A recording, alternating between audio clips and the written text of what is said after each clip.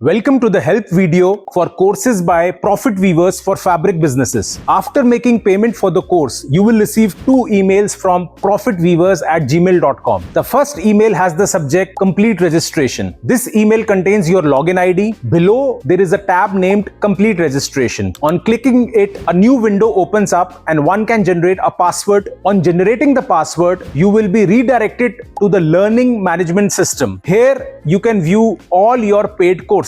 You can start learning by clicking on the course. Videos can be viewed by going inside the lessons. To change your password, visit the link profitweavers.m.frappe.cloud. This link is already present in the first email. On visiting this page, password can be changed by pressing the reset password tab. The second email, whose subject is your enrollment in a particular course has been done successfully, contains the URL or the website address where all your paid courses are present. This link is profitweavers.m.frappe.cloud/lms/courses. This is the same link to which you are redirected after password creation. Please remember, there are 2 different links in 2 different emails. The first email contains the link which is profitweavers.m.frappe.cloud. This link is to change password and edit user profile. The second email contains the link which is profitweavers.m.frappe.cloud/lms/courses. This link is to visit the learning management system